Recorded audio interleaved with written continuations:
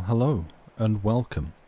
I am Sam and you are listening to Literacy on this quite blustery Saturday evening, certainly here in the UK.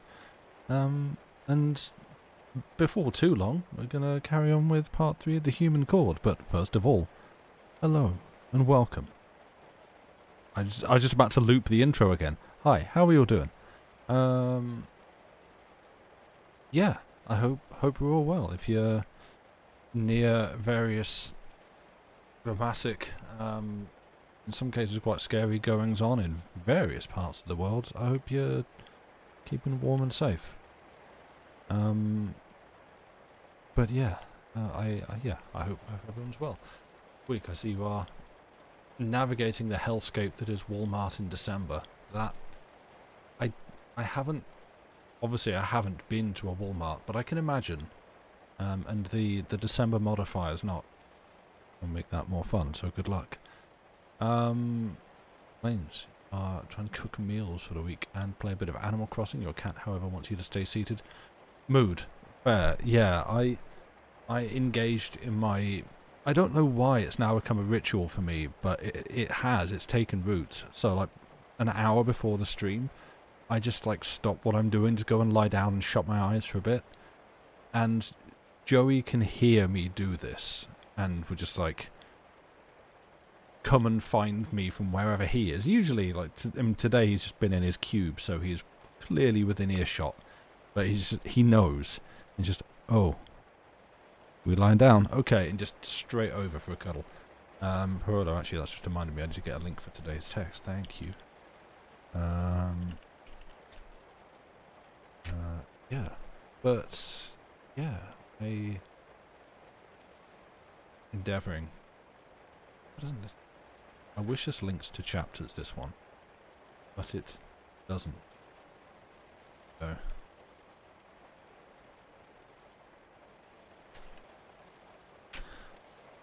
Accidentally helpful? Yay, the best kind of helpful. Guess. I don't. We had fun watching Strange Horticulture and failing at not backseating. And Dave seems pretty chill about that. I will backseat something fierce in his streams, and then I feel really bad for it. And it's like, no, Dave, no, dude, look, I've played it before. Let me play. And he doesn't complain because Dave's a lovely guy, but I do sometimes wonder that I take. But yeah, Strange Horticulture is a good one. Trying to remember what there's two games. There's that Lucy and I have played. One of them, Home Safety Hotline.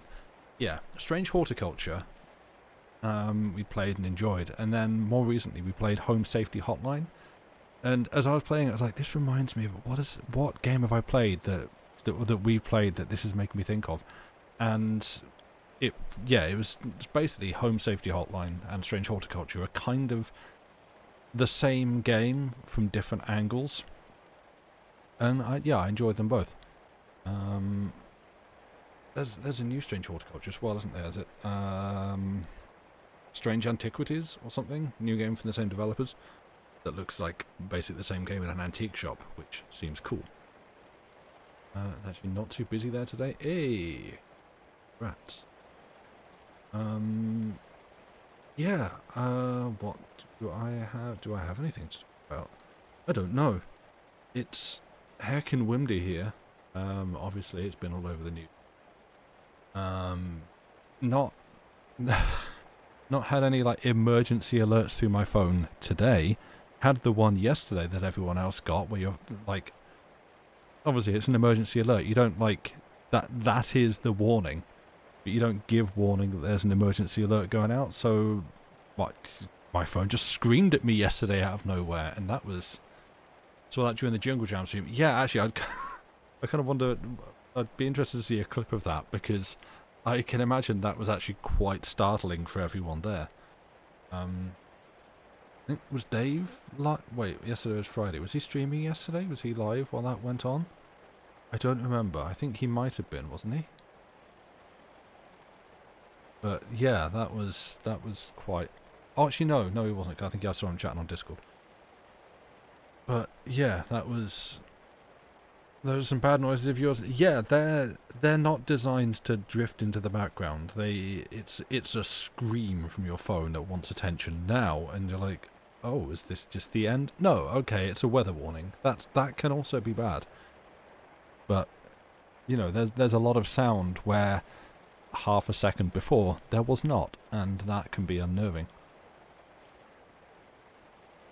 Not to mention the whole, like, you know, when they first start testing the emergency broadcast systems, and like over the years when they've been rolling it out across different countries and stuff, and it's always been, hey, it's happening soon, we need to warn everyone, especially if you should happen to be someone, say some sort of, just gonna dip into some heavy subjects here, apologies, some sort of someone in, say, a domestic abuse situation, and it's important for you to have a second phone that your abusive partner isn't monitoring, and you have that hidden somewhere in the house, make sure the battery's out and that's completely disabled so that it doesn't go off and alert them, you know, that you've got a second phone in the house or something like that. And, you know, there's a lot of warning and prepping that goes out before a test of the emergency broadcast system, but hey, when they actually just do that, you know, that's all for naught. So that's cool.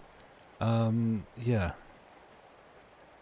You're watching Jungle Jam at the time, sounds a bit scary. Yeah, I mean, again, like, fortunately, it seems to, you know, hopefully has done its purpose of making sure that people who would have otherwise put themselves in danger by being out and about have stayed in and avoided the danger.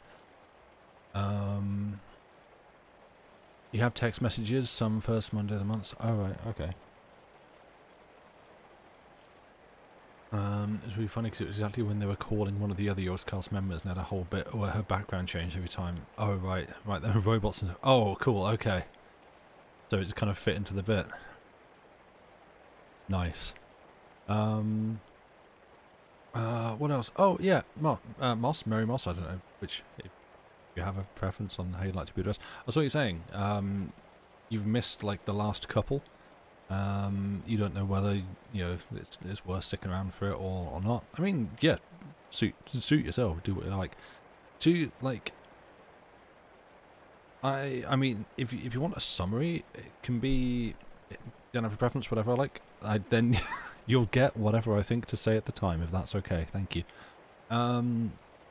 Yeah, like, it's, as a summary, it's kind of quite slow paced.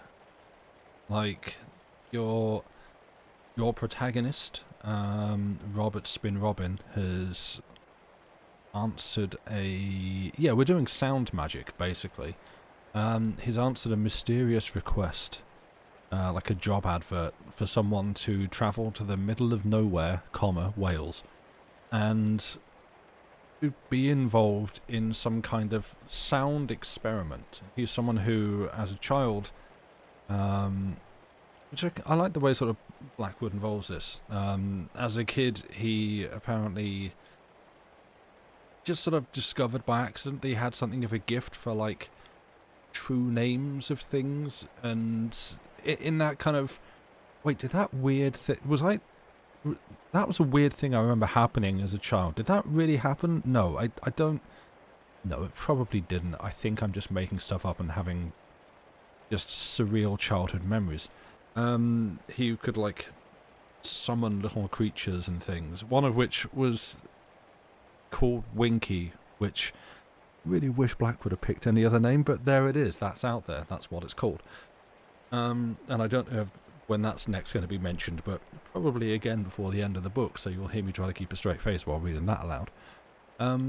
But yeah, so he has, like, this sort of childish background, or childhood background, I guess, but I don't know, also kind of childish in the way that it's handled.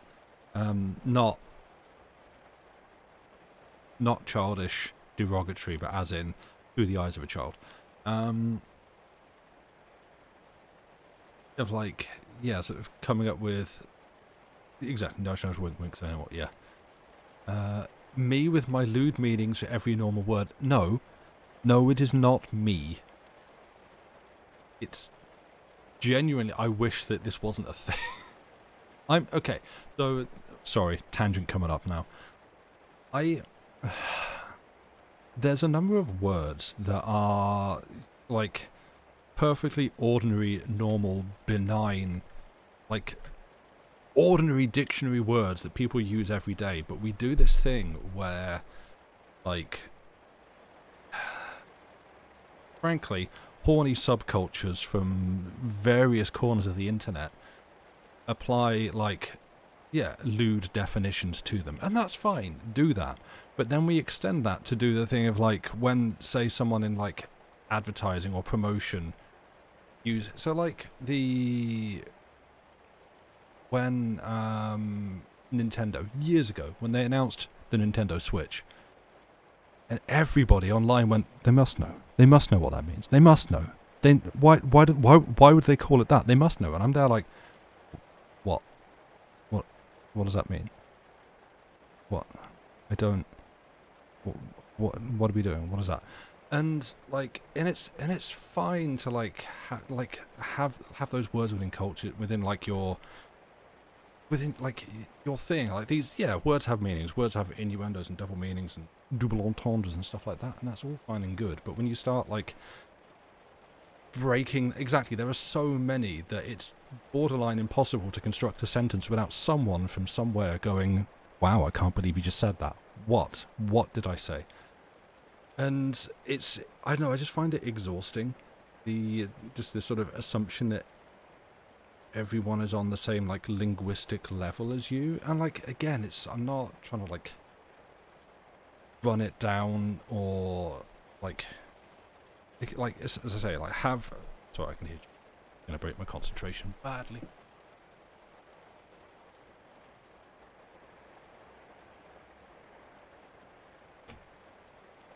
Don't walk over the wheels of the chair.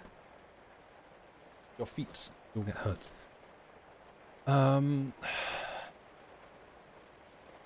Yeah, I've lost it. Yeah, like there are so many words that can be used as an innuendo. I mean, even, you know, the classic, the Star Wars innuendo game, which is simply just imagine that everyone is speaking in double entendres,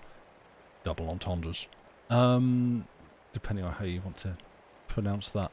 And suddenly the entire film becomes a lot funnier because everything sounds like an innuendo.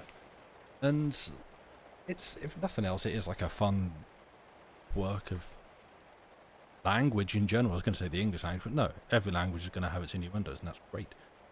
But sort of when you like almost like inflict them on others and just like assume and expect that everyone is making the same, or like has the same vocabulary as you, I just kind of get tired of it sometimes. That's just me. Yeah, I don't know. Joey, you're scratching my... Please? Don't, like, all get needles. Yeah, that's it again. I know, I don't like pain. Don't. You're jumping up, jump up. Well done, you figured it out. It's fun and a bit of Fry and Laurie sketches, but yeah, context. Yeah, and that's the thing. It's like, it's entirely down to context. I think there's just times that it, for me, it just sort of crosses a line and like, please, I'm just trying to form a sentence. Frankly, sometimes that can be difficult enough. I don't want to then have to work and like deftly navigate this linguistic minefield you've set up for me, whereby anything I'm about to say could trigger smirks. You know, you feel like you have to avoid words like hard when you mean difficult. Yeah, exactly. Like that's a very simple one. It's just like, oh, I can't say this because someone out there is going to be going, you must know what that means. Yes, I know what it means to you. But it doesn't mean that to everyone. Yeah, that's my tea. Thank you. But, hey, it's bad. So yeah, anyway, sorry, we trying to get back off the tangent. So yeah, he has seemingly some history of being able to essentially perform a sort of magic through the understanding of true names and their connection to like sounds and your ability to make like very specific sounds. And has by coincidence encountered someone who is very interested in researching this. Yeah, Mr. Philip Scale, a very large, very loud, very bearded man. Essentially, picture Brian Blessed. Can't even refer to minions as goons anymore. What is it? What exactly? They've taken that from us. The life of a henchman is in complete disarray. I mean, that's it. You're not a minion. You don't want to be one of the little yellow guys with the goggles and stuff and the dungarees. Can't be that. Yeah. And yeah, you know. Yeah, there is so much that you have to avoid now. These days, you know. No, I'm not going to do that bit because people will not be able to see the very clearly conveyed irony upon my face. Yeah, anyway. Right, so this is all just a rambling attempt to try and catch you and other people up.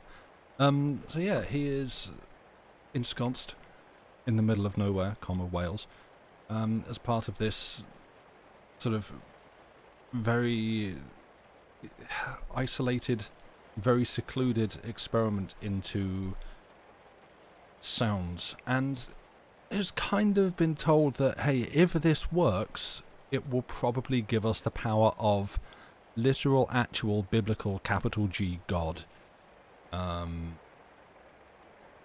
Because that's essentially how everything that exists was made. And that's the power that we're attempting to tap into. Also be warned, things might get quite weird here, including like there will be what we're calling a test of alteration of form. String theory, but like magic. Yeah, I guess so. Yeah, I think we discussed that last time. But yeah, it kind of touches, like, I appreciate that it sort of touches on like biblical power, but not in a sort of church-like way, in that it's sort of more giving like an explanation to, so it's like sort of Christianity in the Bible and stuff, which, right, it's, yeah, I don't know, I have issues when that comes up in a number of these stories, but I appreciate that this is kind of taking a different angle on it, in that it's kind of like, yeah, you need to know Hebrew, but that's because that as a language is very close to essentially the language of true names that we are studying and conducting here, because that's how the universe was created, in that the angels are essentially just like really strong words of power that were used to form everything, and that's the kind of power that we're trying to tap into. Yeah, also, are you okay with possibly dying? And he's like, yeah, sign me up. So, yeah, and we're like, at this stage, nearly halfway through the book. Oh, it's Skyrim? It's kind of Skyrim. Except, you know, you're not just going to, like, push Rodar someone off a mountain. You're just going to reshape them into something else. And it's kind of slow-paced in how it's going, in that it feels more to me like a very long, short story, if that makes sense. Rather than like a story that's this long because it's covering a whole lot of different events and scenarios that all build up to like a lot of like kind of I guess pacing, like peaks and troughs and variances in the pacings. It's more just, it's, yeah, I don't know, like why would he be okay with dying? This is literally just a question that he was asked, and he's like, I guess so. What is partly, so when there's 4 people in the house, although it keeps alluding to his sensation that there are more people in the house or more things in the house, and he's not encountered them, but he just keeps going like, I know there's me, there's Philip Scale, there's Mrs. Maule, who is notably deaf and has one withered arm, which is probably definitely not to do with any kind of experiment that went wrong. And there's also Miriam, who he is kind of supernaturally drawn to. Well, they are sort of supernaturally drawn together, which again is like, in most of the situations where someone's like, oh, this woman is far too pretty and into me, then great, I will agree to everything that you can possibly ask me to do. You want me to, like, submit to probably dying? Sure, I fancy her. I would hate that, and I'm still a little bit like, I like that a little bit less, maybe, just as a personal preference. But the fact that it's kind of tied into this whole, like, they are kind of supernaturally all pulled together into this scenario, I feel like that's a slightly better justification for it than what you usually get. I would die for her. For, because of, who knows. But yeah. Oh, I feel really short of breath today. Correct. My reading. Anyway, I've been sat here talking for probably close on half an hour. And this wasn't intended just to be a me talking about the book podcast. So, what say I test my mute button. Let me find my mute button. That's not it. That's it. I ate not too long ago, and I don't want to burping down the mic, I'm sorry. We're cue to go to bed? Absolutely fair. Good night, Arian. Thank you for being here. Sleep well. But yeah, if we're ready, I might as well actually continue with the story. Joey is on my lap. He is purring gently to himself. Hi. Hello. There's some screech. Start. And otherwise, if you want to read along, the story is linked at the top of chat. That is the whole thing. We are starting from chapter 4. But yeah, let us continue with The Human Chord by Algernon Blackwood. Chapter 4. Then, if there is so much sound about in all objects and forms, if the whole universe is, in fact, sounding, asked Spin Robin with a naive impertinence not intended, but due to the reaction of his simple mind from all this vague splendour, why don't we hear it more? Mr. Scale came upon him like a boomerang from the end of the room. He was smiling. He approved the question. With us, the question of hearing is merely the question of wavelengths in the air, he replied. The lowest audible sound having a wavelength of 16 feet, the highest less than an inch. Some people can't hear the squeak of a bat, others the rumble of an earthquake. I merely affirm that in every form sleeps the creative sound that is its life and being. The ear is a miserable organ at best, and the majority are far too gross to know clairaudience. What about sounds, for instance, that have a wavelength of 100, 1,000 miles on one hand, or a millionth part of an inch on the other? 1,000 miles? A millionth of an inch? Gasped the other, gazing at his interlocutor as though he was some great archangel of sound. Sound, for most of us, lies between, say, 30 and many thousand vibrations per second.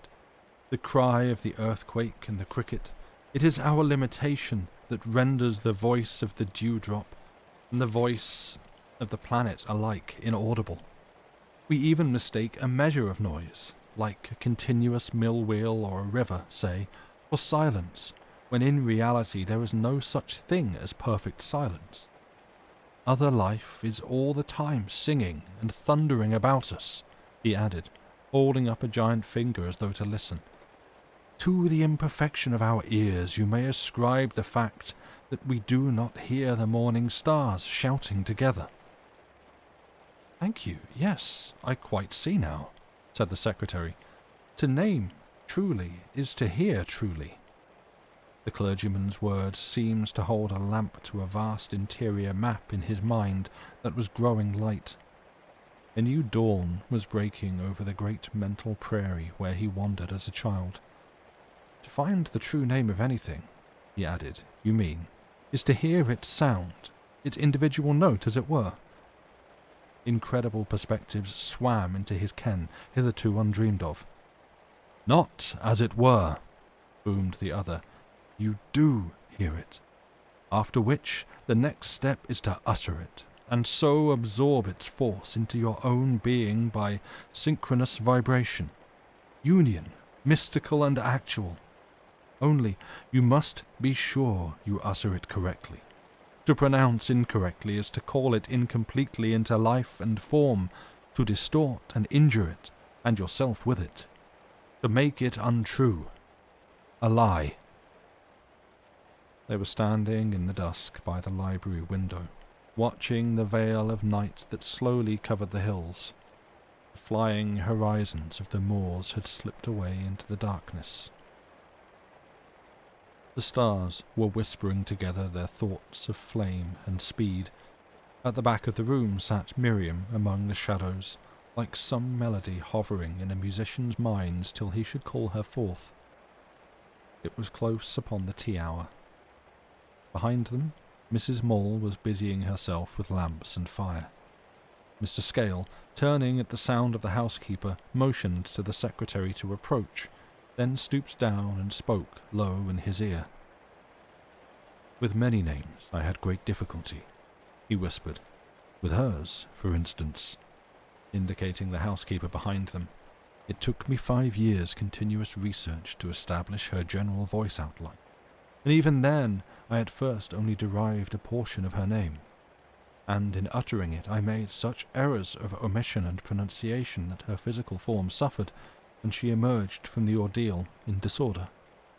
You have, of course, noticed her disabilities, but later, though only in stammering fashion, I called upon her all complete, and she has since known a serene blessedness and a sense of her great value in the music of life that she never knew before." His face lit up as he spoke of it. For in that moment she found herself. She heard her true name, God's creative sound, thunder through her being. Ben Robin, feeling the clergyman's forces pouring through him like a tide at such close proximity, bowed his head. His lips were too dry to frame words. He was thinking of the possible effects upon his own soul and body when his name, too, should be uttered. He remembered the withered arm and the deafness. He thought, too, of that slender, ghostly figure that haunted the house with its soft movement and tender singing. Lastly, he remembered his strange conviction that somewhere in the great building, possibly in his own corridor, there were other occupants, other life, beings of unearthly scale waiting the given moment to appear, summoned by utterance. "And you will understand now why it is I want a man of high courage to help me," Scale resumed in a louder tone, standing sharply upright. "A man careless of physical existence, and with a faith wholly beyond the things of this world."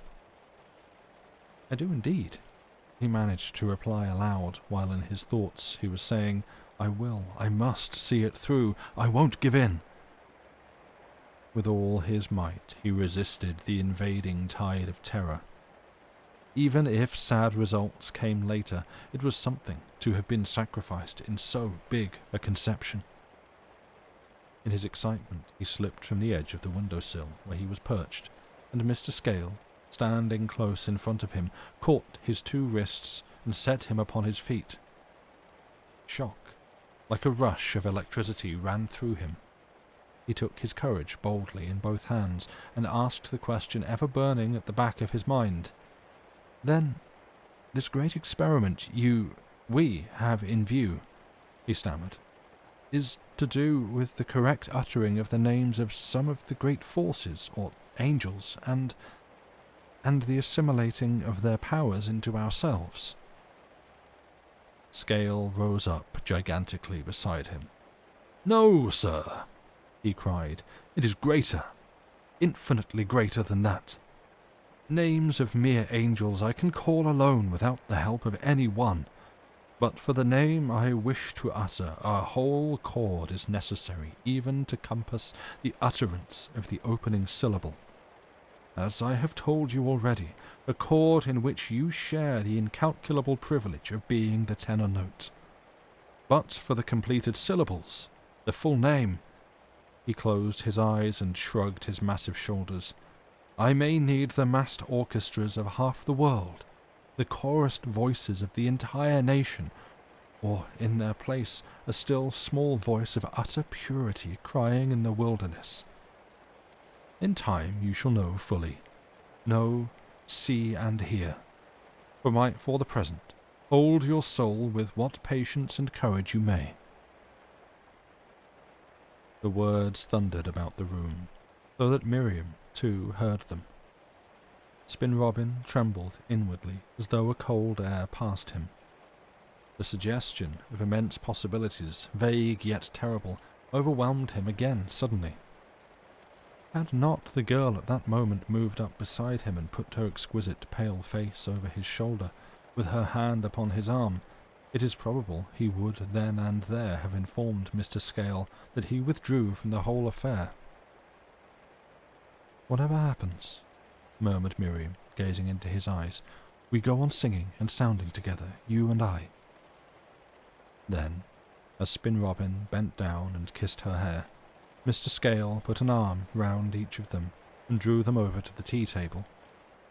"Come, Mr. Spin Robin," he said with his winning smile, "you must not be alarmed, you know. You must not desert me.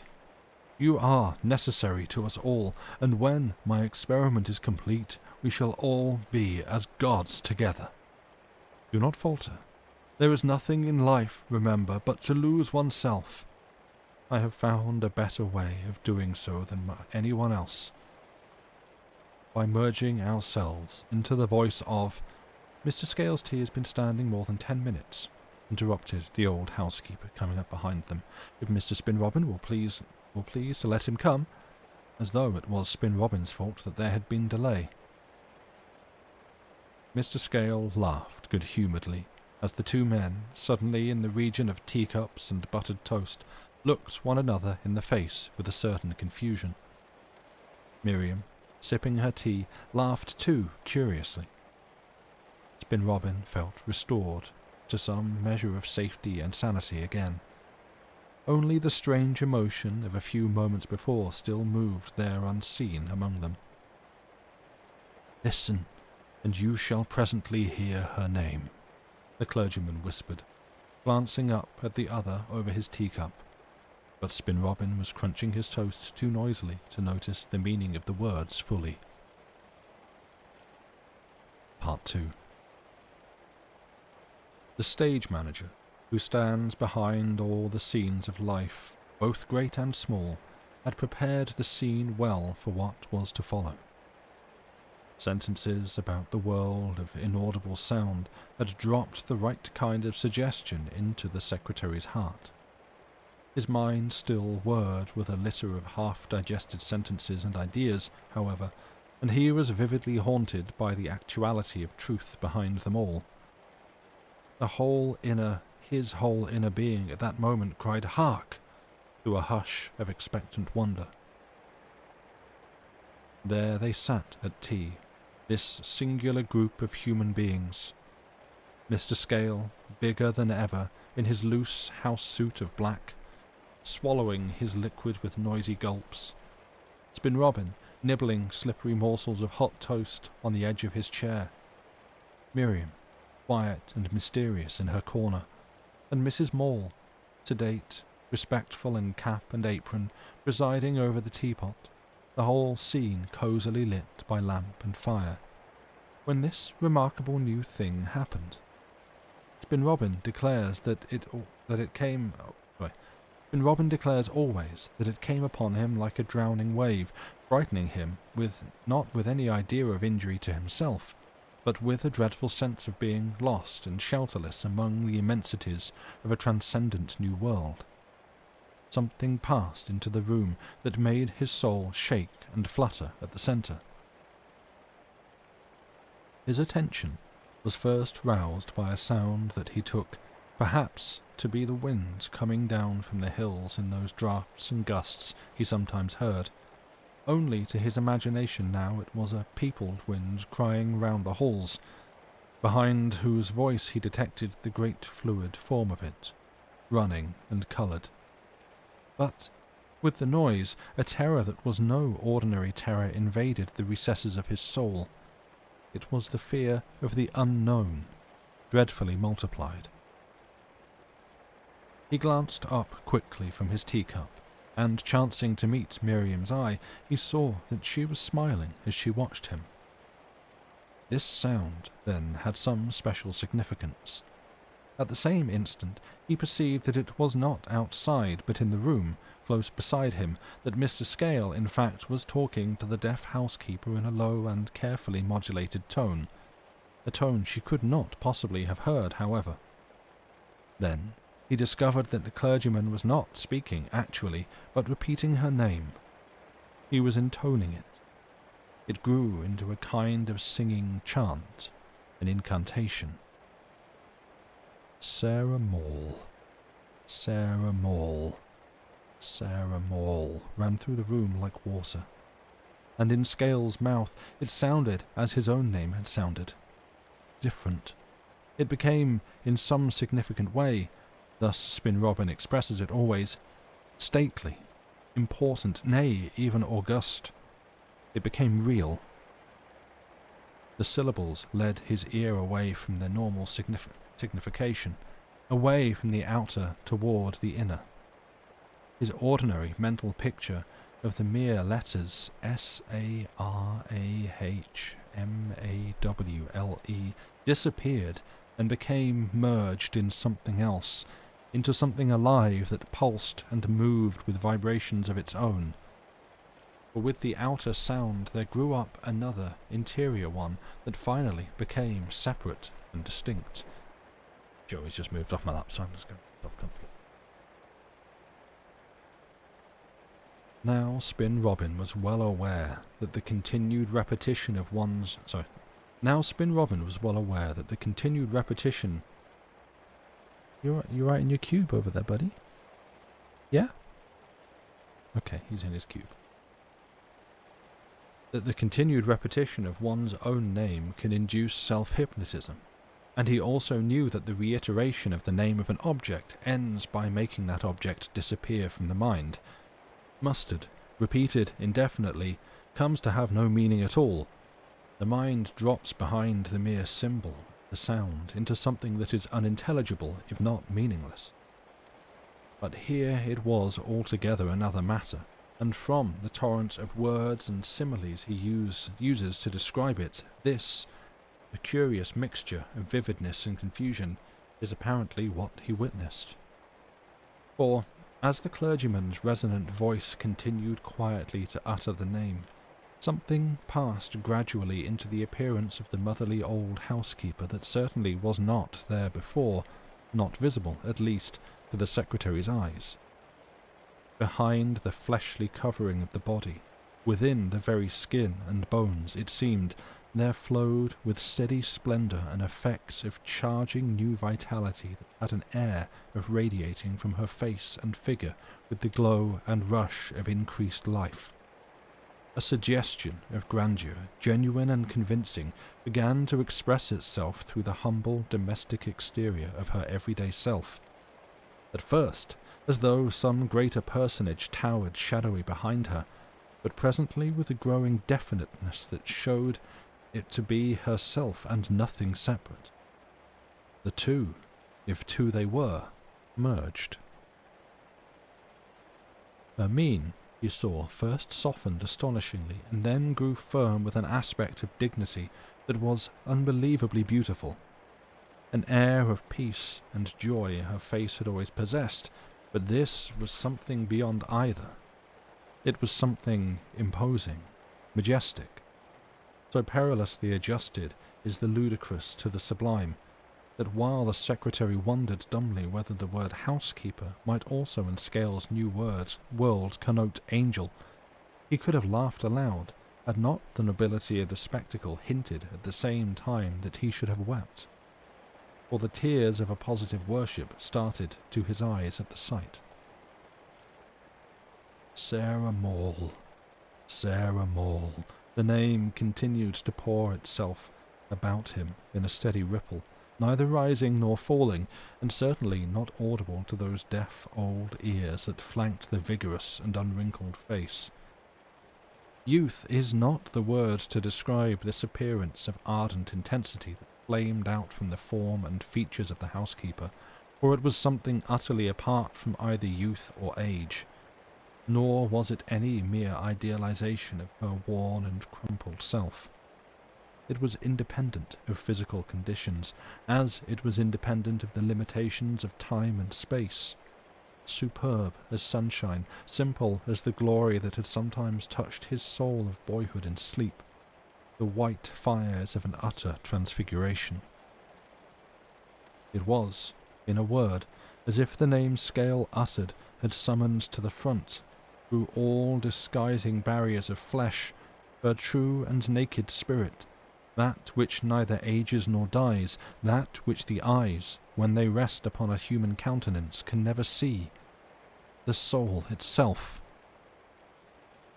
For the first time in his life, Spin Robin, abashed and trembling, gazed upon something in human guise that was genuinely sublime, perfect with a stainless purity.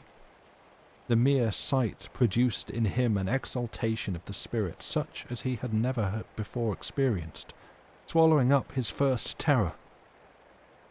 In his heart of hearts, he declares, he prayed, for this was the natural expression for an emotion of the volume and intensity that surged within him. How long he sat there gazing seems uncertain, perhaps minutes, perhaps seconds only. The sense of time's passage was temporarily annihilated. It might well have been 1,000 years, for the sight somehow swept him into eternity. In that tea-room of Scales' lonely house among the mountains, the warmth of an earthly fire upon his back, the light of an earthly oil lamp in his eyes, holding buttered toast in exceedingly earthly fingers, he sat face to face with something that yet was not of this earth, something majestic, spiritual, and eternal, visible evidence of transfiguration and of earth growing heaven. It was, of course, stupid and clumsy of Spin Robin to drop his teacup and let it smash noisily against the leg of the table, yet it was natural enough, for in his ecstasy and amazement he apparently lost control of certain muscles in his trembling fingers. Though the change came gradually, it seemed very quick. The volume of the clergyman's voice grew less, and as the tide of sound ebbed, the countenance of the housekeeper also slowly altered. The flames that a moment before had burned so whitely there flickered faintly and were gone. The glory faded. The splendour withdrew. She even seemed to dwindle in size. She resumed her normal appearance. Scales' voice ceased. The incident apparently had occupied but a few moments, for Mrs. Maule, he realized, was gathering the plates together and fitting them into the spaces of the crowded tea-tray with difficulty. An operation, he remembered, she had just begun when the clergyman first began to call upon her name. She, clearly, had been conscious of nothing unusual. A moment later, with her customary combination of curtsy and bow, he was gone from the room, and Spin Robin, acting upon a strange impulse, found himself standing upright by the table, looking wildly about him, passing his hands through his scattered hair, and trying in vain to utter words that should relieve his overcharged soul of the burden of glory and mystery that oppressed it. A pain, profoundly searching, pierced his heart. He thought of the splendours he had just witnessed, and of the joy and peace upon those features, even when the greater wonder withdrew. He thought of the power in the countenance of Scale, and of the shining loveliness in the face of Miriam. Then, with a blast of bitterest disappointment, he realized the insignificance of his own self, the earthiness of his own personality, the dead, dull ordinariness of his own appearance. Why, oh why could not all faces let the soul shine through? Why could not all identify themselves with their eternal part, and thus learn happiness and joy? A sense of the futile agony of life led him with an impassioned eagerness again to the thought of Scale's tremendous visions, and of the great experiment that beckoned beyond. Only, once more the terror of its possible meaning dropped upon him, and the little black serpents of fear shot warningly across this brighter background of his hopes. Then he was aware that Miriam had crossed the room and stood beside him, for her delicate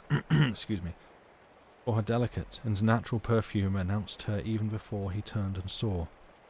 Her soft eyes shining conveyed an irresistible appeal, and with her came the sense of peace she always brought. She was the one thing at that moment that could comfort, and he opened his arms to her and let her come nestling in against him, both hands finding their way up under the lapels of his coat, all the exquisite confidence of the innocent child in her look. Her hair came over his lips and face like flowers, but he did not kiss her, nor could he find any words to say. To hold her there was enough, for the touch of her healed and blessed him. "So now you have seen her as she really is," he heard her voice against his shoulder. "You have heard her true name, and seen a little of its form and colour." "I never guessed that in this world," he stammered, then, instead of completing his sentence, held her more tightly to him and let his face sink deeper into the garden of her hair. "Oh, yes," she answered, and then peered up with the unflinching look into his eyes, "for that is just how I see you too, bright, splendid, and eternal." "Miriam." It was as unexpected as a ghost and as incredible. "Me?" "Of course. You see, I know your true name. I see you as you are within." Something came to steady his swimming brain, but it was only after a distinct effort that he realized it was the voice of Mr. Scale addressing him. Then, gradually, as he listened, gently releasing the girl in order to turn towards him, he understood that what he had witnessed had been in the nature of a test, one of those tests he had been warned would come, and that his attitude to it was regarded by the clergyman with approval. "It was a test more subtle than you know, perhaps, Mr. Spinrobin," he was saying, "and the feelings it has roused in you are an adequate proof that you have come well through it. As I knew you would, he added with evident satisfaction. "They do infinite credit both to yourself and to our judgment in accepting you." A wave of singular emotion seemed to pass across the room from one side to the other that, catching the breathless secretary in its tide, filled him with a high pride that he had been weighed and found worthy, then left him cold with a sudden reaction as he realized after some delay the import of the words Mr. Scale was next saying to him.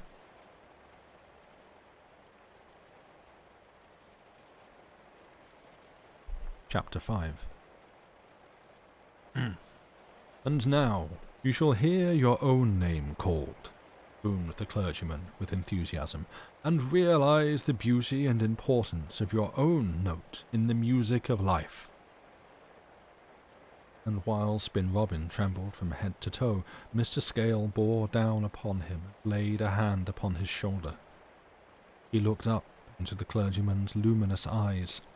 His glance next wandered down the ridge of that masterful nose, and lost itself among the flowing strands of the tangled beard.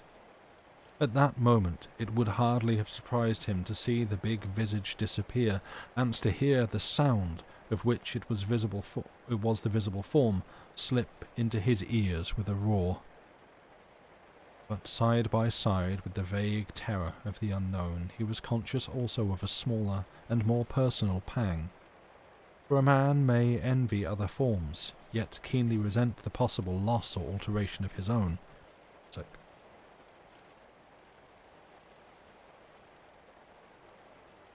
And he remembered the withered arm and the deafness. But, he faltered, yet ashamed of his want of courage, I don't want to lose my present shape, or come back without. Have no fear, exclaimed the other with decision. Miriam and myself have not been experimenting in vain these 3 weeks. We have found your name. We know it accurately. For we are all one chord, and, as I promised you, there is no risk. He stopped, lowering his voice, and, taking the secretary by the arm with a fatherly and possessive gesture, Spin, Robin, he whispered solemnly. You shall learn the value and splendor of yourself in the melody of the universe, that burst of divine music. You shall understand how closely linked you are to myself and Mrs. Maule, but closest of all to Miriam. For Miriam herself shall call your name, and you shall hear. So little Miriam was to prove his executioner, or his redeemer. That was somehow another matter. The awe with which these experiments of Mr. Scales inspired him ebbed considerably as he turned and saw the appealing, wistful expression of his other examiner. Brave as a lion he felt, yet timid as a hare. There was no idea of real resistance in him any longer. I'm ready then, he said faintly, and the girl came up softly to his side and sought his face with a frank innocence of gaze that made no attempt to hide her eagerness and joy. She accepted the duty with delight, proudly conscious of its importance. I know thee by name, and thou art mine, she murmured, taking his hand. Makes me happy yet afraid, he replied in her ear, returning the caress. And at that moment the clergyman who had gone to fetch his violin returned into the room with a suddenness that made them both start, for the first time. Very slightly, with the first sign of that modesty which comes with knowledge he had yet noticed in her, or felt conscious of in himself, he withdrew, a wonderful flush tinging her pale skin, then passing instantly away. To make you feel absolutely safe from possible disaster, Mr. Scale was saying with a smile, you shall have the assistance of the violin. The pitch and rhythm shall thus be assured. There is nothing to fear. And Miriam, equally smiling with confidence, led her friend, perplexed and entangled as he was by the whole dreamlike and confusing puzzle, led him to the armchair she had just vacated, and then seated herself at his feet upon a high footstool, and stared into his eyes with a sweet and irresistible directness of gaze that at once increased both his sense of bewilderment and his confidence. First you must speak my name, she said gently, yet with a note of authority, so that I may get the note of your voice into myself. Once or twice will do. He obeyed. Miriam. Miriam. Miriam, he said, and watched the tiny reflection of his own face in her eyes, her night eyes, the same moment he had begun to lose himself. The girl's lips were moving. He had picked up his voice and merged her own with it, so that when he ceased speaking, her tones took up the note continuously. There was no break. She carried on the sound that he had started. And at the same moment, out of the corner of his eye, he perceived that the violin had left its case and was under the clergyman's beard. The bow undulated like a silver snake, drawing forth long, low notes that flowed about the room and set the air into rhythmical vibrations. These vibrations, too, carried on the same sound. Spin Robin gave a little uncontrollable jump. He felt as if he had uttered his own death warrant, and that this instrument proclaimed the sentence. Then the feeling of dread lessened as he heard Mr. Scales' voice mingling with the violin, combining exquisitely with the double stopping he was playing on the 2 lower strings. For the music, as the saying is, went through him with thrills of power that plunged into unknown depths of his soul and lifted him with a delightful sense of inner expansion to a state where fear was merged in joy. For some minutes the voice of Miriam, murmuring so close before him that he could feel her very breath, was caught in the greater volume of the violin and bass. Then, suddenly, both scale and violin ceased together, and he heard her voice emerge alone. With a little rush like that of a singing flame, it drops down on the syllables of his name, his ugly and ridiculous outer and ordinary name. Robert Spin Robin. Robert Spin Robin, he heard, and the sound flowed and poured about his ears like the murmur of a stream through summer fields. And almost immediately, with it, there came over him a sense of profound peace and security. Very soon, too, he lost the sound itself, did not hear it as sound, for it grew too vast and enveloping. The sight of Miriam's face also he lost. He grew too close to her to see her as object. Both hearing and sight merged into something more intimate than either. He and the girl were together, one consciousness, yet 2 aspects of that one consciousness. They were 2 notes singing together in the same chord, and he had lost his little personality, only to find it again, increased and redeemed in an existence that was larger. It seemed to Spin Robin, for there is only his limited phraseology to draw from, that the incantation of her singing tones inserted itself between the particles of his flesh and separated them, ran with his blood, covered his skin with velvet, flowed and purred in the very texture of his mind and thoughts. Something in him swam, melted, fused. His inner kingdom became most gloriously extended. His soul loosened, then began to soar, while something at the heart of him that had hitherto been congealed now turned fluid and alive. He was light as air, swift as fire. His thoughts, too, underwent a change, rose and fell with the larger rhythm of new life as the sound played upon them, somewhat as wind may rouse the leaves of a tree, or call upon the surface of a deep sea to follow it in waves. Terror was nowhere in his sensations, but wonder, beauty and delight ran calling to one another from one wave to the next, as this tide of sound moved potently in the depths of his awakening higher consciousness. The little reactions of ordinary life spun away from him into nothingness, as he listened to a volume of sound that was oceanic in power and of an infinite splendour. The creative sound by which God first called him into form and being, the true inner name of his soul.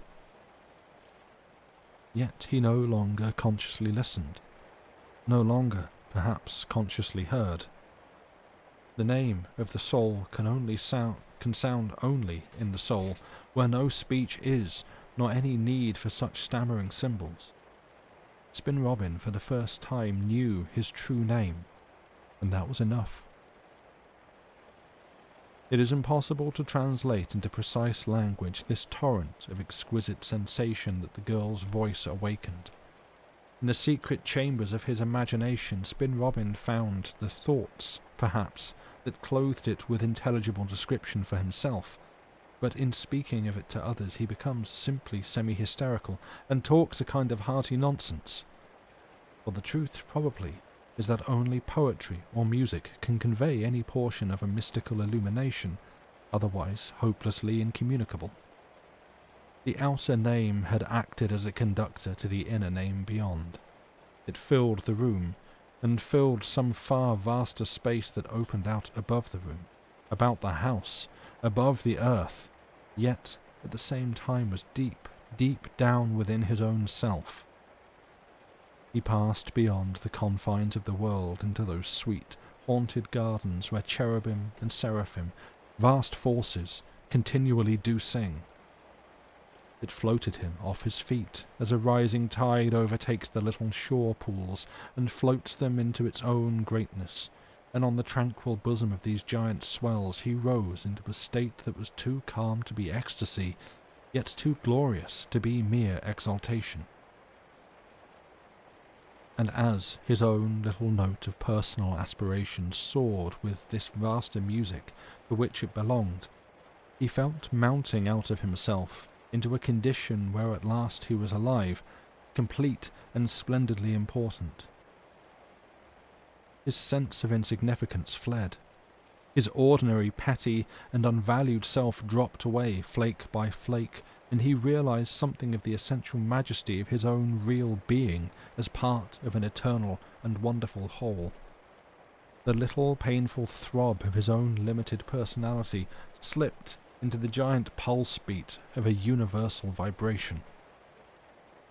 In his normal daily life, of course, he lost sight of this whole, blinded by the details seen without perspective, mistaking his little personality for all there was of him.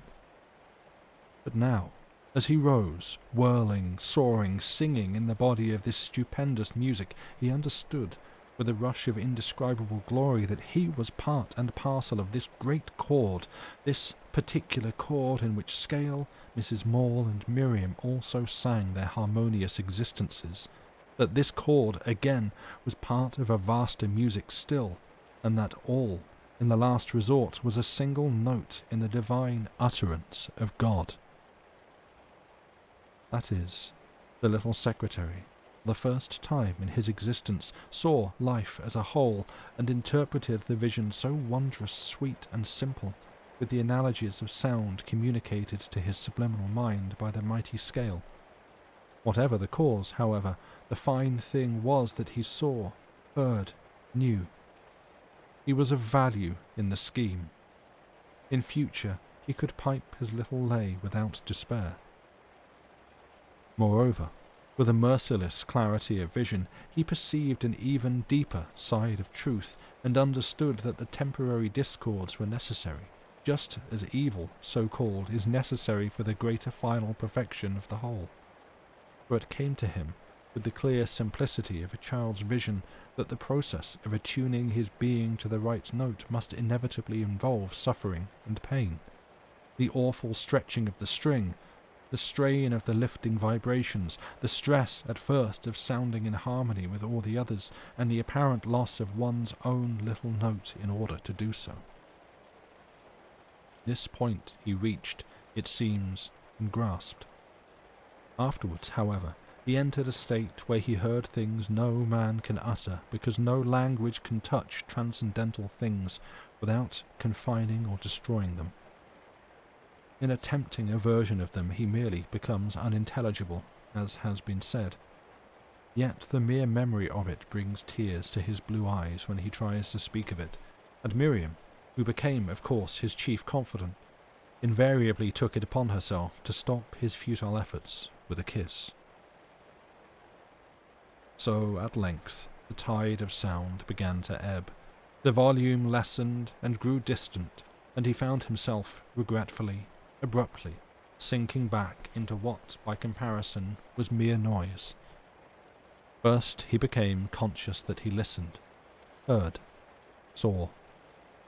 Then that Miriam's voice still uttered his name softly, but his ordinary, outer name, Robert Spin Robin. That he noticed her big grey eyes gazing into his own, and her lips moving to frame the syllables, and, finally, that he was sitting in the armchair, trembling. Joy, peace, wonder still coursed through him like flames, but dying flames. Mr. Scale's voice next reached him from the end of the room. He saw the fireplace, his own bright and pointed pumps of tea table. his own bright and pointed pumps, the tea table where they had drunk tea, and then, as the clergyman strode towards him over the carpet, he looked up, faint with the farewell of the awful excitement, into his face. The great passion of the experience still glowed and shone in him like a furnace. And there, in that masterful, bearded visage, he surprised an expression so tender, so winning, so comprehending, that Spin Robin rose to his feet, and taking Miriam by the hand, went to meet him. There the three of them stood upon the mat before the fire. He felt overwhelmingly drawn to the personality of the man who had revealed to him such splendid things, and in his mind stirred a keen and poignant regret that such knowledge could not be permanent and universal, instead of merely a heavenly dream in the mind of each separate percipient. Gratitude and love, unknown to him before, rose in his soul. Spin Robin, his heart bursting as with flames, had cried aloud, "You have called me by my name, and I am free. You have named me truly, and I am redeemed." And all manner of speech, semi-inspirational, was about to follow, when Mr. Scale suddenly moved to one side and raised his arm. He pointed to the mirror. Spin Robin was just tall enough to see his own face in the glass, but the glimpse he caught made him stand instantly on tiptoe to see more, for his round little countenance, flushed as it was beneath its fringe of disordered feathery hair, was literally transfigured. A glory, similar to the glory he had seen that same evening upon the face of the housekeeper, still shone and flickered about the eyes and forehead. The signature of the soul, brilliant in purity, lay there, transforming the insignificance of the features with the grandeur and nobility of its power. "I am honoured, too gloriously honoured," was the singular cry that escaped his lips, vainly seeking words to express an emotion of the unknown. "I am honoured as the sun and as the stars." And so fierce was the tide of emotion that rose within him at the sight, so strong the sense of gratitude to the man and the girl who had shown him how his true self might contain so great a glory, that he turned with a cry like that of a child bewildered by the loss of some incomprehensible happiness, turned and flung himself first upon the breast of the big clergyman, and then into the open arms of the radiant Miriam, with sobs and tears of wonder that absolutely refused to be restrained. And that takes us to the end of the chapter and where we shall take a break. But first of all, Diana, hello.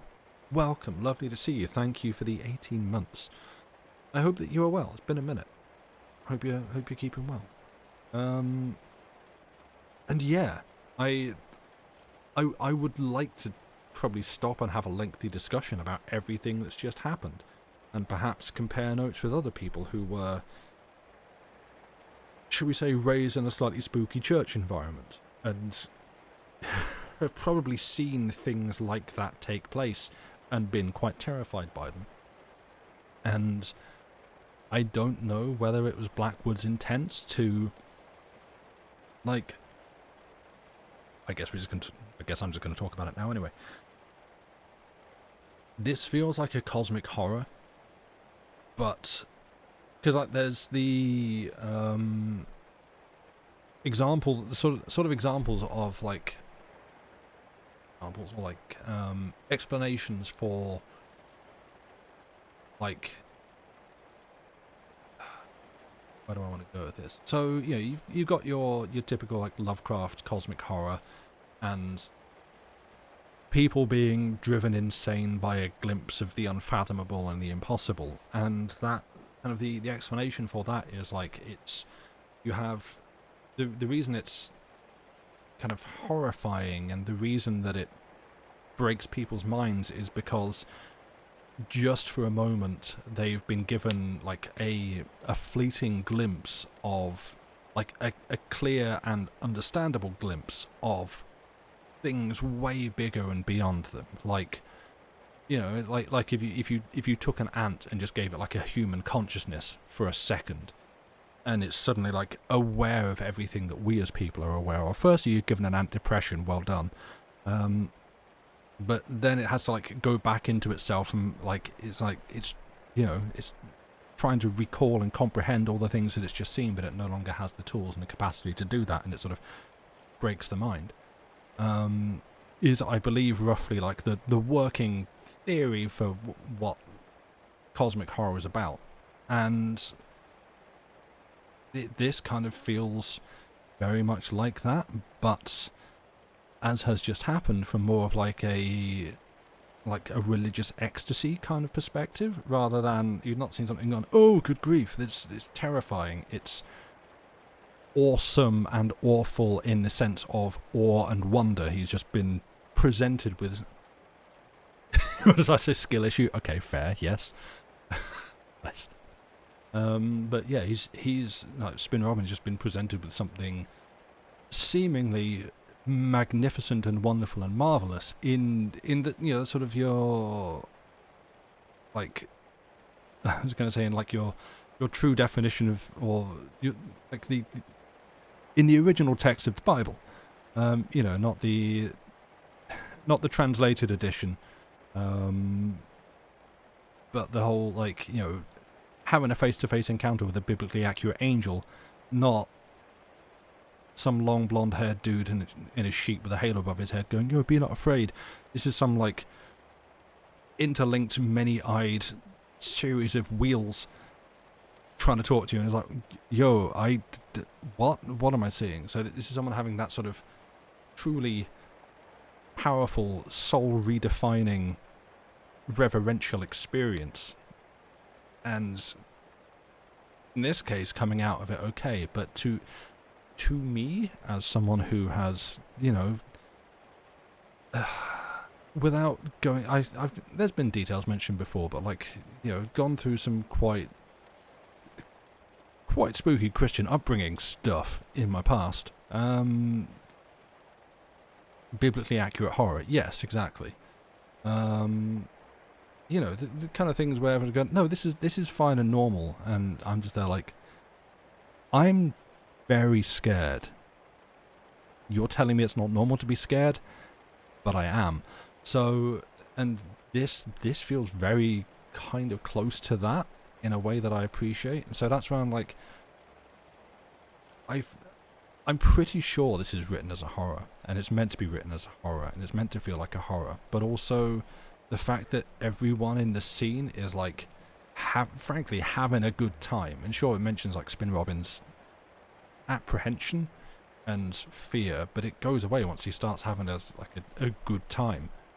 And but to me, I'm like, oh, this makes me very uncomfortable in a good way, because I feel like that's the target, and I like it. But yeah, anyway, I've got onto subjects, so gonna take a break. You all have 5 minutes as the timer flies, and then I will see you back here in 5 minutes. So yeah, tea, stretch, cycle those fluids, do what you got to do, and I'll see you back here in a bit, friends. Bye for now.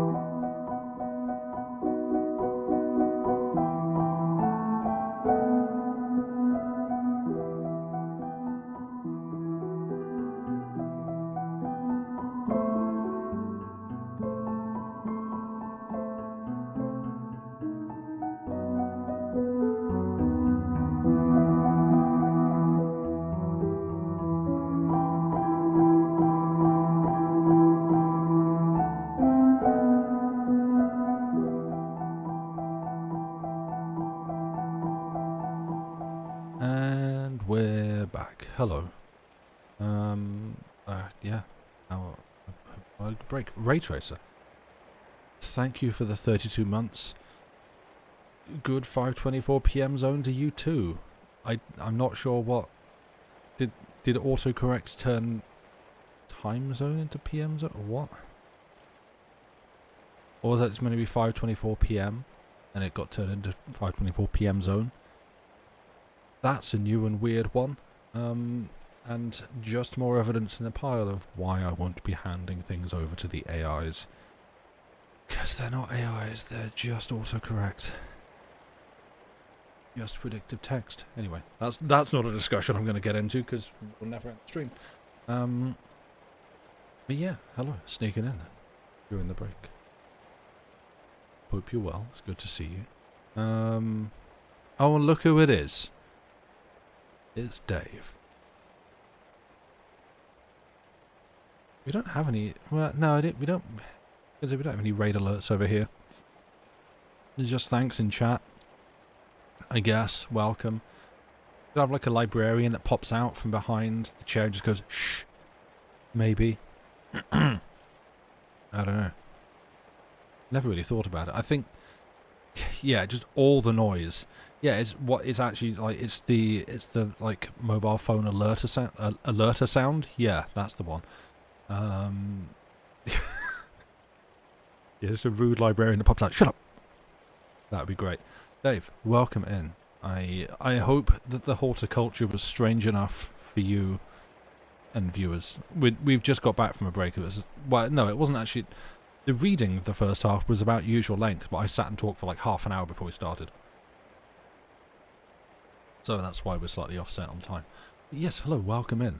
We're looking forward to Abiotic Factor tomorrow. You pet a cat and you didn't kill anyone. Hey, congratulations. Yeah, I think Lucy and I managed possibly to not kill anyone. I think we maybe got one or two slight misdiagnoses and gave people the wrong plants to eat, but you know, such is life. That happens. No one's ever died from eating a wrong plant. That's fact. That's true. I will put that on Wikipedia. But yes, welcome in, Dave Raiders. I assume you already all know who we are and what we do here. So, I'm going to make it brief. I'm Sam. Hello. I am part of the two-person outfit that reads on here. It's myself and Lucy. And we read books in ones that are generally taken from older times because they're all out of copyright past a point, and so that makes life a lot easier for us to do. But it lends itself to a certain vibe, so we get a lot of ghost stories, but also not exclusively ghost stories, and we create this chill ambience here for people to just sit and listen to books be read for a couple of hours twice a week.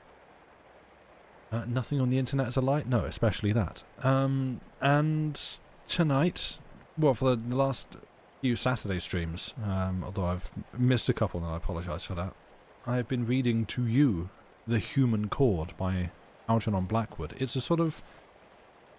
We're getting into it now. It's a sort of religious cosmic horror thing about the idea of like true names and using sound to, and like sound in concert with like the true naming of things to possibly essentially conduct some all-powerful experiment to become God, like capital G biblical God, and there's certainly no way that this can go wrong.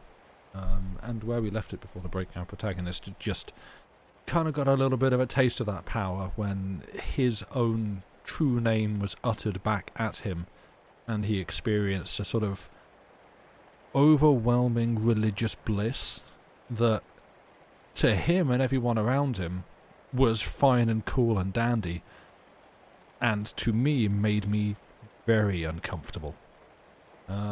In a way that I feel like good horror should. So yeah, I feel like it's good, it's going well. We're around about halfway through the book. And if this sounds like a story you'd like to hear, well, good news, you person who'd like to listen to the story, we have VODs.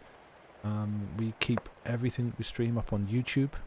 We also have a Patreon where we've been talking about needing to record some more stuff because we record like slightly more professional, uninterrupted copies of things and stick them up on Patreon, and we need to do some more of that because we've been letting that lie a little bit fallow for too long, and I apologise to our Patreon subscribers. But you do also support us and encourage us here by doing that as well, so you know we are extremely grateful for that, but yeah, we'd like to give you back something for the support that you've been throwing us. But yes, we keep all the VODs up on YouTube, so we have a YouTube channel that is slowly growing where everything that we have read is archived. Join the Only Sams. There will never be an Only Sams. Simple as that. No. Right. If you're going to be like that, if you're going to be rowdy, that's my definition of rowdy. I guess I might as well crack on because it's 10:30, and I feel like I've ingested far too much cat hair today. Can someone quickly check for me what's the cat hair RDA? Because I feel like I've probably gone over it. Good, that would be great. Right. Yeah, also my voice is still kind of a bit husky this evening. Anyway, we carry on now that you've come over here and settled and made yourselves welcome and, you know, part of the furniture. But yeah, if you want to read along, we also link the text at the top of chat, that pinned message up at the top of chat there. It's that's the text. No cat hair inhalation is probably ideal. Well, too bad. I've inhaled and swallowed a lot. Good. Right. Yeah. There's no link to the actual chapter that we're going from, but we're going from chapter 6. So, fancy reading along? Click and read along. Otherwise, feel free to just zone out and listen. Or don't. If you've got something else to do and somewhere else to be, that's completely fine too. Me, I'm going to carry on with the book. So if we're all ready and sitting comfortably and other such things, this is The Human Chord by Algernon Blackwood, Chapter 6.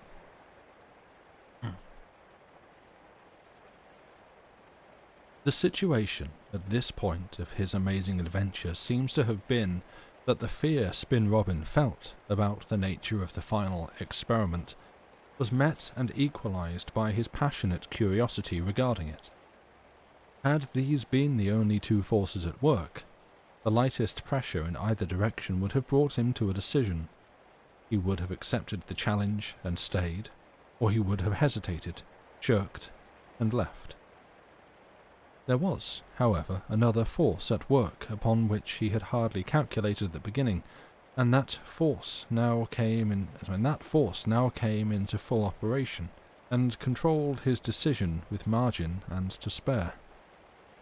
He loved Miriam, and even had he not loved her, it is probable that her own calm courage would have put him to shame and made him face the music. He would no more have deserted her than he could have deserted himself. The die was cast. Moreover, if the certainty that Mr. Scale was trafficking in dangerous and unlawful knowledge was formidable enough to terrify him, for Miriam, at least, it held nothing alarming. She had no qualms, knew no uneasiness. She looked forward to the end with calmness, even with joy, just as ordinary good folk look forward to a heaven beyond death, for she had never known any other ideal. Mr. Scale to her was father, mother, and God. He had brought her up during all the 20 years of her life in this solitude among the mountains, choosing her reading, providing her companionship, training her with one end in view of carrying out his immense and fire-stealing purpose. He had never dreamed of any other end, and had been so drilled with the idea that this life was but a tedious training place for a worthier state to come, that she looked forward, naturally enough, with confidence and relief to the great experiment that should bring her release. She knew vaguely that there was a certain awful danger involved, but it never for one instant occurred to her that Mr. Scale could fail. And, so far, Spin Robin had let no breath of his own terror reach her, or attempted ever to put into her calm mind the least suggestion that the experiment might fail and call down upon them the implacable and destructive forces that could ruin them, body and soul, forever. For this, plainly expressed, was the form in which his terror attacked him when he thought about it. Scale was tempting the Olympian powers to crush him. It was about this time, however, as has been seen from a slight incident in the last chapter, that a change began to steal, at first imperceptibly, then obviously, over their relations together. Spin Robin had been in the house 3 weeks, far longer, no doubt, than any of the other candidates. There only remained now the final big tests. The preliminary ones were successfully passed. Miriam knew that very soon the moment would come for him to stay, or go. And it was, in all probability, this reflection that helped her to make certain discoveries in herself that, at first, she did not in the least understand. Spin Robin, however, understood perfectly. His own heart made him intuitive enough for that, and the first signs thrilled and moved him prodigiously. His account of it all is like no love story that has ever been heard, for in the first place this singular girl hardly breathed about her the reality of an actual world. She had known nothing beyond the simple life in this hollow of the hills on the one hand, and on the other the portentous conceptions that peopled the region of dream revealed by the clergyman. And, in the second place, she had no standards but her own instincts to judge by, for Mrs. Maule, in spite of her devotion to the girl, suffered under 2 great disabilities to fill the place of a mother, while Mr. Scale was too lost in his vast speculations to guide her except in a few general matters, and too sure of her at the same time to reflect that she might ever need detailed guidance. Her exceedingly natural and wholesome bringing up on the one hand, and her own native purity and good sense on the other, however, led her fairly straight, while the fact that Spin Robin, with his modesty and his fine aspirations, was a little gentleman into the bargain, ensured that no unlawful temptation should be placed in her way, or undue pressure, based upon her ignorance, employed. Part 2.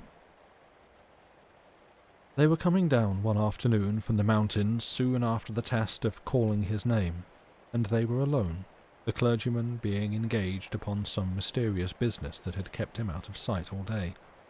They did not talk much, but they were happy in each other's company, Spin Robin more than happy. Much of the time, when the ground allowed, they went along hand in hand like children.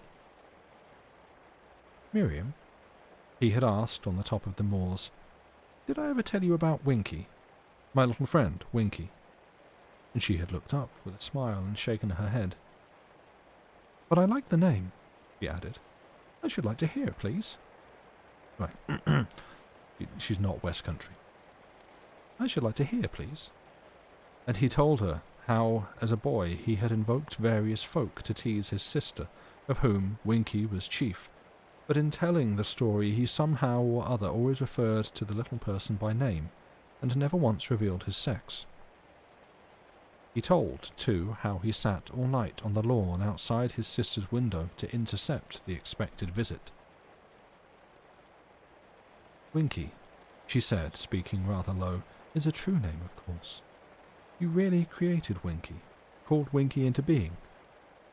For to her now this seemed as true and possible as it had seemed to himself at the age of 10. "Oh, I really loved Winky," he replied enthusiastically, and was at the same moment surprised to feel her draw away her hand. "Winky lived for years in my very heart. and the next thing he knew, after a brief silence between them, was that he heard a sob, and no attempt to smother it either. In less than a second he was beside her and had both her hands in his. He understood in a flash. "You precious baby," he cried, "but Winky was a little man. He wasn't a girl." He looked up through tears. Oh, but how wonderful her grey eyes were through tears, and made him stand still before her and repeat his sentence. And he said, "I know it's true, but I'd like to hear—" And she said, "I know it's true, but I'd like to hear you say it, and that's why I asked you to repeat it." "Miriam," he said to her softly, kneeling down on the heather at her feet, "there's only one name in my heart, I can tell you that. I heard it sing and sing the moment I came into this house, the very instant I first saw you in that dark passage. I knew perfectly well, ages and ages ago, that one day a girl with your name would come singing into my life to make me complete and happy, but I never believed that she would look as beautiful as you are." He kissed the two hands he held. "Or that she would think of me as you do," he stammered in his passion. And then Miriam, smiling down on him through her tears, bent and kissed his feathery hair, and immediately after was on her knees in front of him among the heather. "I own you," she said quite simply. "I know your name, and you know mine. Whatever happens—" But Spin Robin was too happy to hear any more, and putting both arms around her neck, he kissed the rest of her words away into silence. And in the very middle of this it was that the girl gently, but very firmly, pushed him from her, and Spin Robin, in the delicacy of his mind, understood that for the first time in her curious, buried life, the primitive instincts had awakened, so that she knew herself a woman, and a woman, moreover, who loved. Thus, caught in a bewildering network of curiosity, fear, wonder, and love, Spin Robin stayed on, and decided further that should the clergyman approve him, he would not leave. Yet his intimate relations now with Miriam, instead of making it easier for him to learn the facts, made it, on the other hand, more difficult. For he could not, of course, make use of her affection to learn secrets that Mr. Scale did not yet wish him to know. And, further, he had no desire to be disloyal either to him. None the less, he was sorely tempted to ask her what the final experiment was, and what the empty rooms contained, and most of all, what the great name was they were finally to utter by means of the human chord. The emotions playing about him at the time, however, were too complicated and too violent to enable him to form a proper judgment of the whole affair. It seems, indeed, that this calmer adjudication never came to him at all, for even to this day the mere mention of the clergyman's name brings to his round cheeks a flush of that enthusiasm and wonder which are the enemies of all sober discrimination. Scale still remains the great battering force of his life that carried him off his feet towards the stars, and sent his imagination with wings of fire tearing through the unknown to a goal that once attained should make them all four as gods. Chapter 7 Part 1 And thus the affair moved nearer to its close. The theory and practice of moulding form by means of sound was the next bang at his mind, delivered in the clergyman's most convincing manner, and, in view of the proofs that soon followed, an experience that seemed to dislocate the very foundations of his visible world, deemed hitherto secure enough, at least, to stand on. Had it all consisted merely of talk on Mr. Scale's part, the secretary would have known better what to think. It was the interludes of practical proof that sent his judgment so awry. These definite, sensible results, sandwiched in between all the visionary explanation, left him utterly at sea. He could not reconcile them altogether with hypnotism.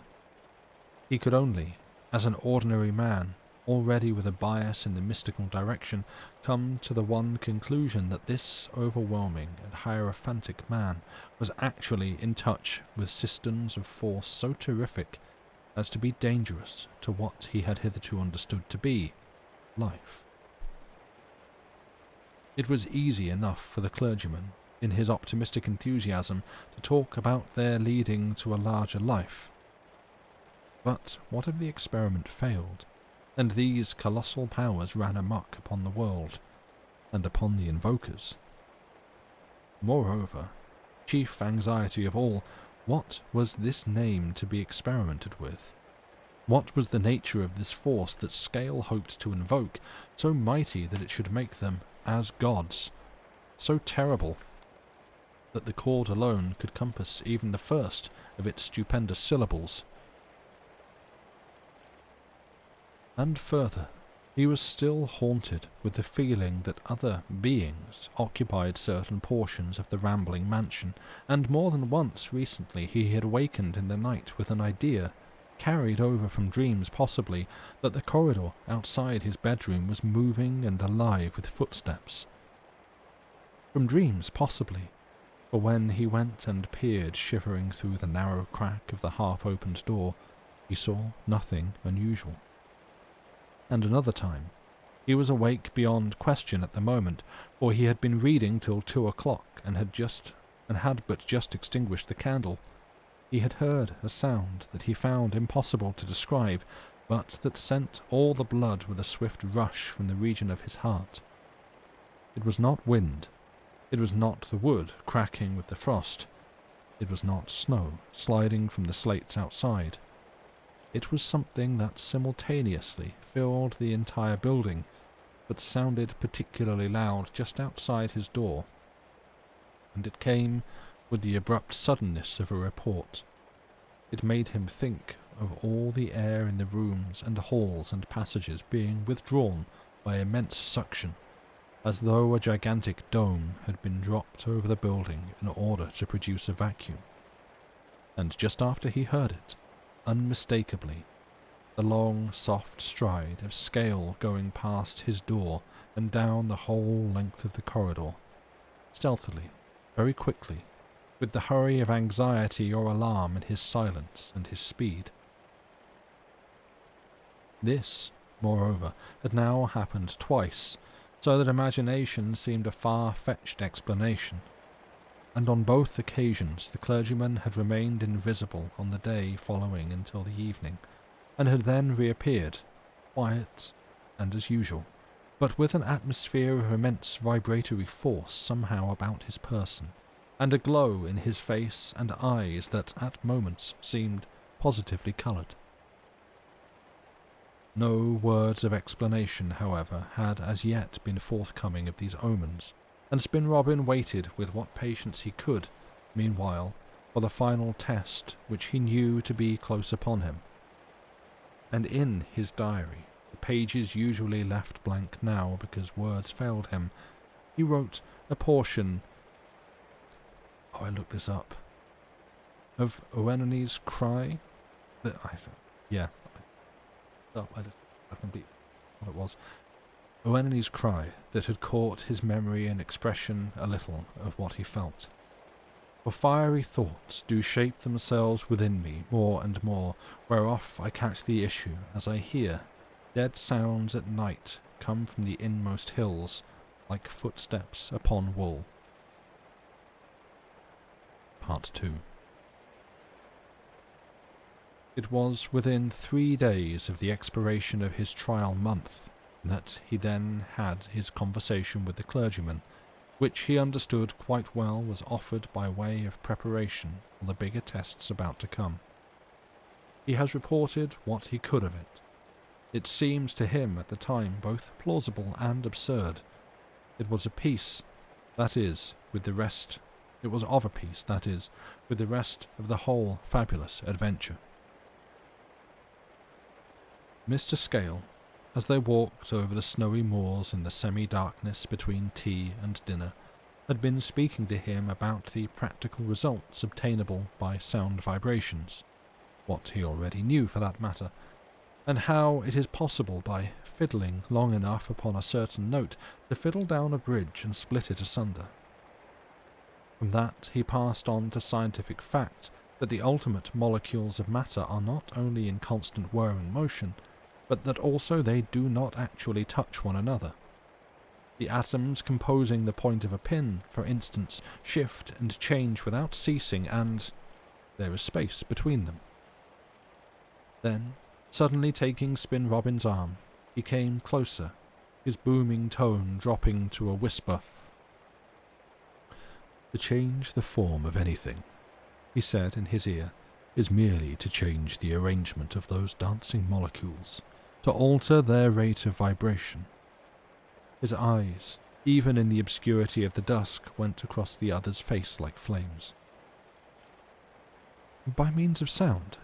asked the other, already beginning to feel eerie. The clergyman nodded his great head in acquiescence. "Just as the vibrations of heat waves," he said after a pause, "can alter the form of a metal by melting it, so the vibrations of sound can alter the form of a thing by inserting themselves between those whirling molecules and changing their speed and arrangement. Change the outline, that is." The idea seemed fairly to buffet the little secretary in the face, but Mr. Scales' proximity was too overpowering to permit of very much clear thinking. Feeling that a remark was expected of him, he managed to exclaim an obvious objection in his mind. "Is there any sound that can produce vibrations fine and rapid enough to accomplish such a result?" Mr. Scale appeared almost to leap for pleasure as he heard it. In reality, he merely straightened himself up. "That," he cried aloud, to the further astonishment and even alarm of his companion, "is another part of my discovery, an essential particular of it. The production of sound vibrations fine and rapid enough to alter shapes. Listen, and I will tell you." He lowered his voice again. "I have found out that by uttering the true inner name of anything, I can set in motion harmonics. Harmonics, note well, half the wavelength and twice the frequency, that are delicate and swift enough to insert themselves between the whirling molecules of any reasonable object. By object, I mean not too closely or coherently packed. By then swelling or lowering my voice, I can alter the scale, size, or shape of that object almost indefinitely, its parts nevertheless retaining their normal relative proportions. I can scatter it to a huge scale by separating its molecules indefinitely, or bring them so closely together that the size of the object would be reduced to a practical invisibility." "Recreate the world, in fact," gasped Spin Robin, feeling the earth he knew slipping away under his feet. Mr. Scale turned upon him and stood still a moment. The huge moors, glimmering pale and unreal beneath their snow, ran past them into the sky, silent forms corresponding to who knows what pedal notes. The wind sighed, audible expression of who shall say what mighty shapes. Something of the passion of sound, with all its mystery and splendour, entered his heart in that windy sigh. Was anything real? Was anything permanent? Were sound and form merely interchangeable symbols of some deeper, uncatalogued reality? And was the visible cohesion, after all, the illusory thing? "Remold the whole universe, sir!" he roared through the darkness, in a way that made the other wish for the touch of Miriam's hand to steady him. "I could make you, my dear Spin Robin, immense, tiny, invisible, or by a partial utterance of your name, permanently crooked. I could overwhelm your own vibrations and withdraw their force, as by suction of a vacuum, absorbing yourself into my own being.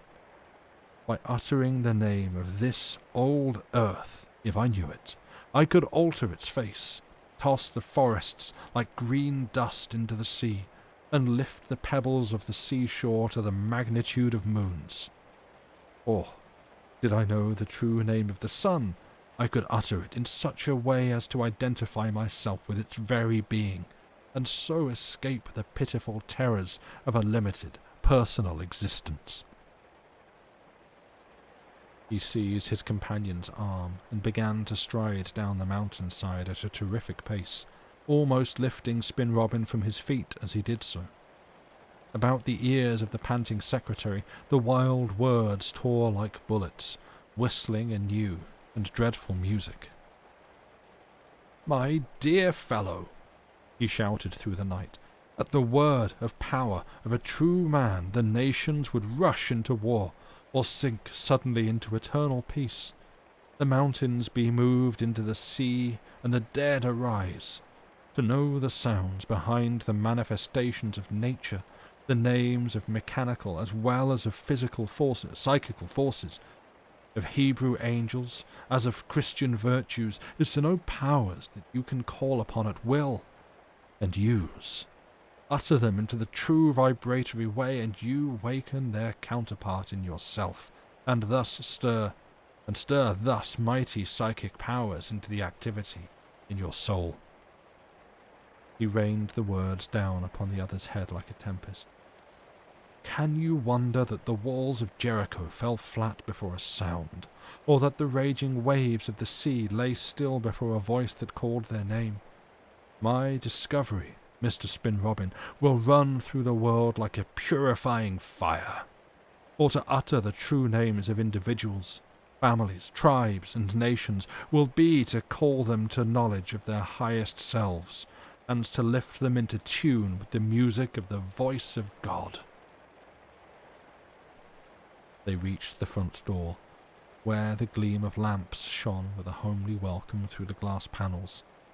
The clergyman released his companion's arm, then bent down towards him, and added in a tone that held in it, for the first time, something of the gravity of death, "Only remember that to utter falsely, to pronounce incorrectly, to call a name incompletely, is the beginning of all evil.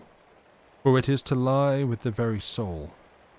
It is also to evoke forces without the adequate corresponding shape that covers and controls them, and to attract upon yourself the destructive qualities of these powers, to your own final disintegration and annihilation."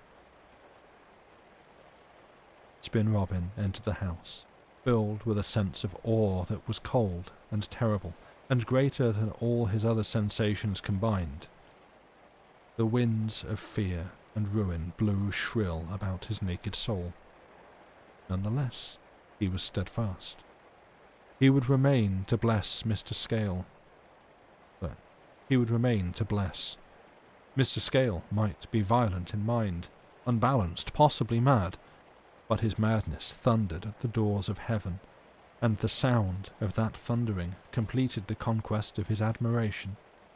He really believed that when the end came those mighty doors would actually open, and the thought woke a kind of elemental terror in him that was not of this world, yet marvellously attractive.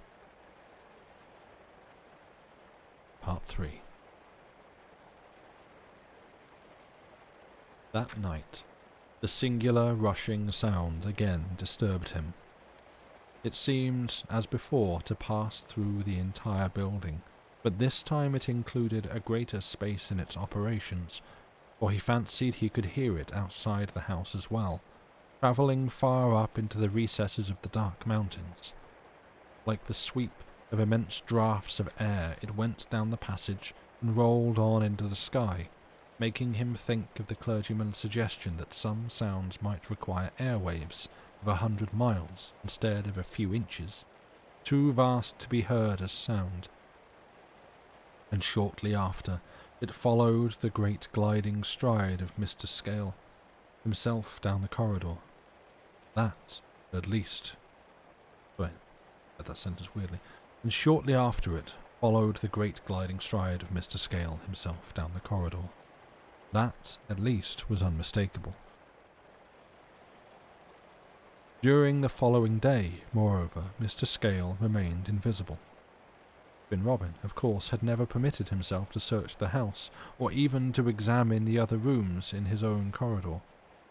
The quarters where Miriam slept were equally unknown to him, but he was quite certain that these prolonged periods of absence were spent by the clergyman in some remote part of the rambling building where there existed isolated, if not actually secret, rooms in which he practiced the rituals of some dangerous and intrepid worship. And these intimidating and mysterious sounds at night were, of course, something to do with the forces he conjured. The day was still and windless, the house silent as the grave. He walked about the hills during the afternoon, practicing his Hebrew names and words like a schoolboy learning a lesson, and all about him the slopes of mountain watched him, listening. So did the sheet of snow, shining in the wintry sunlight. The clergyman seemed to have put all sound in his pocket and taken it away with him. The absence of anything approaching noise became almost oppressive. It was a silence that prepares. Spin Robin went about on tiptoe, spoke to Miriam in whispers, practiced his names in hushed, expectant tones. He almost expected to see the moors and mountains open their deep sides and let the sounds of which they were the visible shape escape awfully about him. In these hours of solitude, all that Scale had told him, and more still that he divined himself, haunted him with a sense of disquieting reality. Inaudible sounds of fearful volume, invisible forms of monstrous character, combinations of both even, impended everywhere about him. He became afraid lest he might stumble, as Scale had done, on the very note that should release them and bring them howling, leaping, crashing about his ears. Therefore, he tried to make himself as small as possible. He muffled steps and voice and personality. If he could, he would have completely disappeared. He looked forward to Scale's return, but when evening came he was still alone, and he dined tete-a-tete with Miriam for the first time. And she, too, he noticed, was unusually quiet. Almost she seemed to have entered the world of Mrs. Mole. They seemed to have entered the world of Mrs. Mole, the silent regions of the deaf. But for the most part, it is probable that these queer impressions were due to the unusual state of Spin Robin's imagination. He knew that it was his last night in the place, unless the clergyman accepted him. He knew also that Mr. Scale had absented himself with a purpose, and that the said purpose had to do with the test of alteration of forms by sound, which would surely be upon him before the sun rose. So that, one way and another, it was natural enough that his nerves should have been somewhat overtaxed. The presence of Miriam and Mrs. Mole, however, did much to soothe him. The latter, indeed, mothered the pair of them quite absurdly, smiling all the time when she moved about softly with the dishes, and doing her best to make them eat enough for 4. Between courses she sat at the end of the room, waiting in the shadows till Miriam beckoned to her, and once or twice going so far as to put her hand upon Spin Robin's shoulder protectively. His own mind, however, all the time was full of charging visions. He kept thinking of the month just passed, and of the amazing changes it had brought into his thoughts. He realized, too, now that Mr. Scale was away, something of the lonely and splendid courage of the man, following this terrific, perhaps mad ideal, day in, day out, week in, week out, for 20 years and more, his faith never weakening, his belief undaunted. Waves of pity, too, invaded him for the first time. Pity for this sweet girl brought up in ignorance of any other possible world, pity for the deaf old housekeeper already partially broken, and both sacrificed to the dominant idea of this single, heaven-climbing enthusiast. Pity, last of all, for himself, swept headlong before he had time to reflect into the audacious purpose of this violent and headstrong Superman. All manner of emotions stirred now this last evening in his perplexed breast. Yet out of the general turmoil one stood forth more clearly than the rest. His proud consciousness that he was taking an important part in something really big at last. Behind the screen of thought and emotion which veiled so puzzlingly the truth, he divined for the first time in his career a golden splendour. If it also terrified him, that was only his cowardice. In the same way that it might be splendid to jump into Niagara just above the falls, to snatch a passing flower that seemed more wonderful than any he had seen before, but— "Miriam, tomorrow is my last day," he said suddenly, catching her grey eyes upon him in the middle of his strange reflections. "Tonight may be my last night in this house with you." The girl made no reply, merely looking up and smiling at him, but the singing sensation that usually accompanied her gaze was not present. "That was very nearly a discord," she observed presently, referring to his remark. "It was out of tune." And he realized with a touch of shame what she meant, for it was not true that this was his last evening. He knew, really, that he would stay on, and that Mr. Scale would accept him. Quick as a flash, with her simple intuition, she felt that he had said this merely to coax from her some sign of sympathy or love, and the girl was not to be drawn. He knew quite well that she held him, and that their fate, whatever it may be, lay together. The gentle rebuke made him silent again. They sat there, smiling at one another across the table, and old Mrs. Maule, sitting among the shadows at the far end of the room, her hands crossed in front of her, her white evening cap shining like a halo above her patient face, watched them, also smiling. The rest of the strange meal passed without conversation, for the great silence that all day had wrapped the hills seemed to have invaded the house as well and laid its spell upon every room. A deep hush, listening and expectant, dropped more and more about the building and about themselves.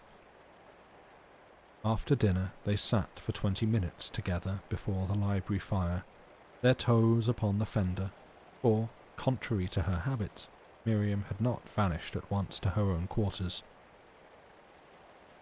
"We're not alone here," remarked Spin Robin presently, in a low voice, and she nodded her head to signify agreement.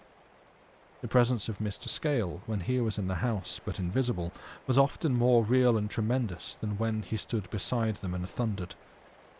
Some part of him, some emanation, some potent psychic messenger from his personality, kept them closely company, and tonight the secretary felt it very vividly.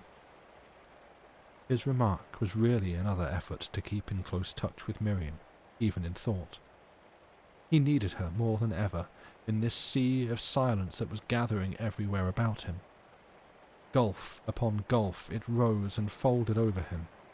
His anxiety became every moment more acute, and those black serpents of fear that he dreaded were not very far away. By every fibre in his being he felt certain that a test which should shake the very foundations of his psychical life was slowly and remorselessly approaching him. Yet, though he longed to speak outright and demand of Miriam what she knew, and especially that she should reveal the place of the clergyman's concealment and what portent it was that required all this dread and muted atmosphere for its preparation, he kept a seal upon his lips, realizing that loyalty forbade, and that the knowledge of her contempt would be even worse than the knowledge of the truth. And so, in due course, she rose to go, and as he opened the door for her into the hall, he paused a moment and turned towards him. A sudden, inexplicable thrill flashed through him as she turned her eyes upon his face, for he thought at first she was about to speak. He had never forgotten the picture as she stood there so close to his side, The lamplight on her slim figure in its white silk blouse and neat dark skirt, the gloom of the unlit hall and staircase beyond, stood there an instant, then put both her arms around his neck, drew him down to her, and kissed him gently on both cheeks. Twice she kissed him, then was gone into the darkness, so softly that he scarcely heard her steps, and he stood between the shadows and the light, her perfume still lingering, and with it the sweet and magical blessing she left behind. For that caress, he understood, was the innocent, childlike caress of their first days, and with all the power of her loving little soul in it, he had given him the message that he craved. Courage, and keep a brave heart, dear Spinny, tonight. And that brings us to the end of the chapter, and where we shall finish reading for tonight. Dun dun dun. You know, a little bit of actually ending on a bit of a sort of potentially dramatic, a bit of foreshadowing for what happens. Ooh, what could happen next? Yeah, and that's where we're at. Lucy, hello, welcome. I see you sneaking in there. And Amorous, you've undergone a name change. Amorous the Feral. You're aware that like it sticks like that, right? You've had your works Christmas do, so you're going to sit here quietly and be a good boy for once. I would say I don't believe you, but you actually accomplished it.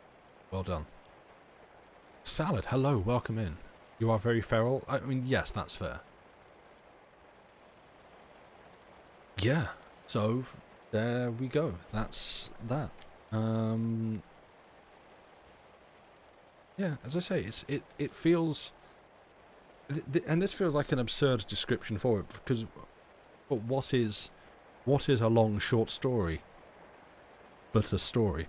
But the pacing of it, it feels like a short story to me in the way that in the way that events are unfolding, like what it's building towards.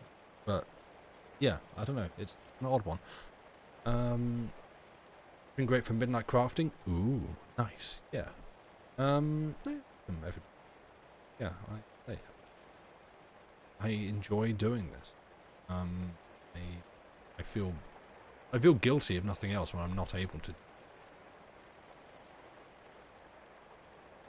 doing it more regularly. Yeah, there is a joy in finding good stories and sharing them with people. And for me, finding good stories is a significant part of that, because these are stories that again, I haven't read or encountered before. And yeah, particularly this one is sort of, it's activating certain like religious terror parts of the brain, which now that I've got some years between me and it, fun to engage. You think you get what I mean about it feeling like a long short story? I'm glad, because as I say, it feels like an absurd description. The academic prowess to unpack it and get at what I'm trying to understand. You're doing crafts for celebrating Sinterklaas. Family tomorrow. Arson poems to accompany gifts. Oh, sick. Nice. Covered in glue and paint. Great. Very good. Well done. You as well, Mary Moss. Okay, good. Well, then I'm glad that it's not just me. But yeah, I'm enjoying this one. I mean, there's a couple of bits that I'm like, as is tradition with not even necessarily stories from this era, but all fiction written all time, of, you have like a relationship between two people, between a man and a woman, and the woman is always infantilized. I really, really hate that. It's always going on about how like childlike and innocent she is. I'm like, please, I don't stop. I don't like that. I do, at least within this text, appreciate that Miriam does seem to have some level of agency herself. Like, it does keep saying that she is like aware of things and like an active participant in things that are happening, and is aware of things that Spin Robin isn't, and is keeping stuff from him because, you know, that is what she has been tasked to do. Or it's just someone else telling her, don't tell him that, but like she does actually, she exists within it as her own character rather than simply an extension of Spin Robin and an excuse to make him stay there, I feel. And so I am grateful for that. But yeah, when it comes to relationships and things, I really, really hate the like childlike innocence and such innocent childlike beauty of it. I was like, no, stop, that's I don't like it. Creeps me out. Makes me uncomfortable, please don't. But I feel like that's just sort of part and parcel for most romantic fiction of this era written by people. But also, again, on that, I'm sort of, it is interesting to me seeing, like, for all the stories that certainly I've read on here, I think this is the first one that's actually dealt with some kind of romantic relationship between two characters. I'm trying to think. There must have been like a married couple in something, but that's taken on a different aspect because they've already been through the whole courtship, and so here at least you've got two people who have like met and fallen for each other, which is kind of I've not read anything by Blackwood doing that before. I'm trying to think what other authors I've read who have also not done that, so it's just not a topic that comes up in a lot of the story.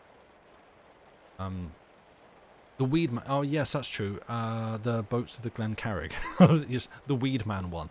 No, not that kind of Weed Man. Yeah, the Boats of the Glen Carrig, that's true. That did have a, which was more just possibly partly due to the nature of the story and the way that it was written, is just like, here's just an itinerary of events that took place. That still felt a little bit more like chaste. And it's just like, and then clearly they liked each other, and frankly they were the only two people about of the same age, so they got together. Anyway, on with the story. There was a little bit of that, but yeah, no, that's true. I've forgotten about that one. Thank you. Yeah, that's where we're up to with the Human Chord. What are we on? That's page 120. Go of. Yeah, we've got about 80 pages left, folks. Rounding way or another, rounding up. Yeah, about 80 pages left, so probably just another 2 streams of this one. Exciting. I don't know what I or Lucy will be reading afterwards, so we'll discuss that. Rush on it, but you know, getting there soon. But yeah, for now, I'm gonna go. There was someone. Oh, I was going to raid Billiam, because we haven't raided over to Billiam in a long time. He is not on, which is sad. Oh well. We could go, let's go over and see Adam. Bats. It's a very different vibe. But lovely guy, good community, good person, good community, and he's playing some Path of Exile too, which is definitely something that I'm gonna get into it, I think, at some point. Possibly not yet, because it's gonna be free to play, but currently it's 20 quid for like early access and more. But you know, I'm gonna send you all over there. But yeah, go follow, say hi if you want. I don't know, tell you what to do, but you know, follow is always free. Channel out, so go over there, say hi. Lucy will be probably back on Wednesday, I don't know, we'll say on the Discord, and then hopefully I'll be back next Saturday. But for now, and for, yeah, good luck staying out of the weather and other events happening out there in the world. Take care of yourselves. Goodbye.